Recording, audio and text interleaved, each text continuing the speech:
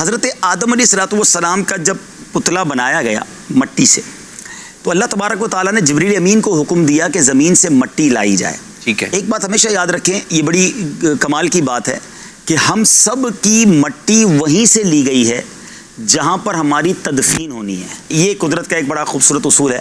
تو اب اس میں ایک عشق والی بات بتاؤں کہ سبحان اللہ، حضرت ابو بکر صدیق رضی اللہ تعالیٰ عنہ اور حضرت عمر فاروق کی قسمت دیکھیں کہ ان کی مٹی وہیں سے لی گئی جہاں سے نبی پاک علیہ السلام کی سبحان اللہ سبحان اللہ. یعنی یہ تینوں ایک ہی مٹی سے گویا ان کی وہ تخلیق جو ہے وہی، اور وہیں ان کی تدفین ہو گئی نبی پاک کے ساتھ.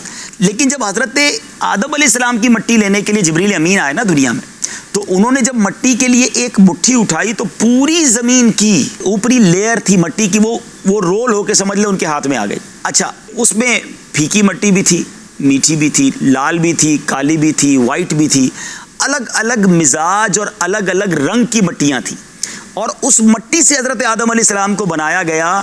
تو اب دیکھیں حضرت آدم کی اولاد میں آپ کو سخت لوگ بھی ملیں گے، نرم بھی ملیں گے، میٹھے بھی ملیں گے، کڑوے بھی ملیں گے، ہر قسم کے لوگ دنیا میں ہیں، لیکن سب حضرت آدم کی اولاد سے ہیں، کیونکہ ان کی تخلیق میں یہ سارے کلرز کی مٹیاں جو ہیں یہ شامل ہوئی.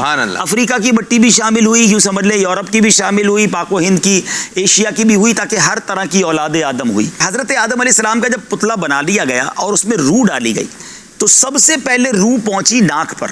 سر کی جانب سے روح داخل ہوئی، تو ناک پر جب پہنچی تو آپ کو آئی چھینک.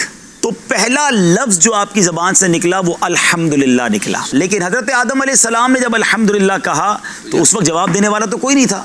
تو اللہ تبارک و تعالیٰ نے یرحمک اللہ، سبحان اللہ سبحان اللہ. یہ وہ باتیں ہیں جو یوں سمجھیے واقعات تو انبیاء کا ہی ہے، لیکن شاید یہ باتیں نیو ہوں گی ہمارے ناظرین کے لیے، انٹرسٹنگ بھی ہیں، اور یہ معلومات کتابوں میں پڑھیں تو ملتی ہیں. تو اللہ پاک ہم سب کو اور انبیاء کرام کا فیضان نصیب فرمائے. ماشاء اللہ.